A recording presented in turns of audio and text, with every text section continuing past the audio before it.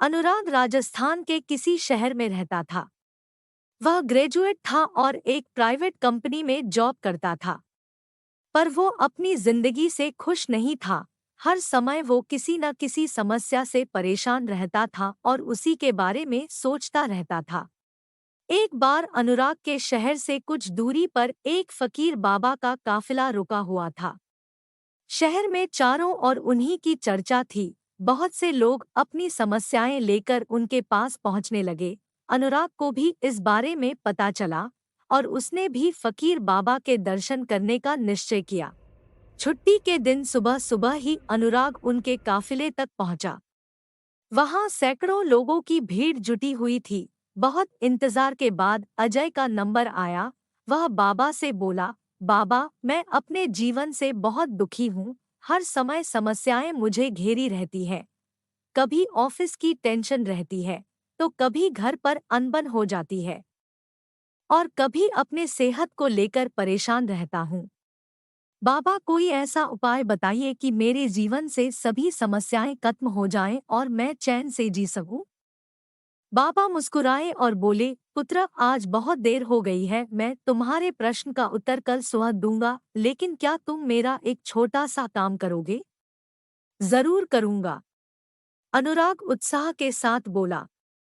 देखो बेटा, हमारे काफिले में 100 ऊंट है और उनकी देखभाल करने वाला आज बीमार पड़ गया है। मैं चाहता हूँ कि आज रात तुम इनका ख्याल रखो और जब सारे ऊंट बैठ जाएं तो तुम भी सो जाना। ऐसा कहते हुए बाबा अपने तंबू में चले गए। अगली सुबह बाबा अनुराग से मिले और पूछा, कहो बेटा, नींद अच्छी आई? अनुराग दुखी स्वर में बोला, मैं तो एक पल भी नहीं सो पाया। मैंने बहुत कोशिश की पर सभी ऊँटों को नहीं बैठा पाया। कोई ना कोई उठ खड़ा हो जाता था।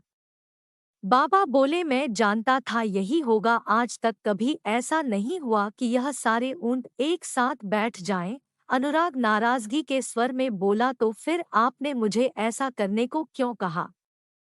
कल रात क्या हुआ? कई ऊंट रात होते होते खुद ही बैठ गए। कई तुमने अपने प्रयास से बैठा दिए, पर बहुत से ऊंट तुम्हारे प्रयास के बाद भी नहीं बैठे और जब बाद में तुमने देखा तो पाया कि तुम्हारे जाने के बाद उनमें से कुछ खुद ही बैठ गए।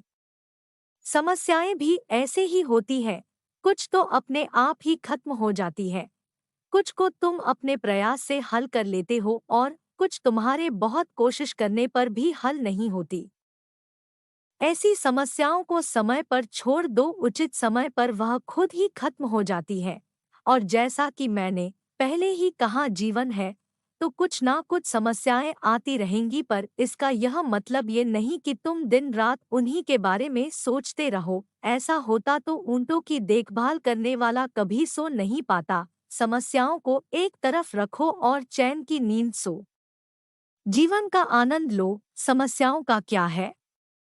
जब उनका समय आएगा वह खुद ही हल हो जाएंगी। पुत्र, ईश्वर के दिए हुए आशीर्वाद के लिए धन्यवाद करना सीखो। पीड़ाएं खुद ही कम हो जाएंगी।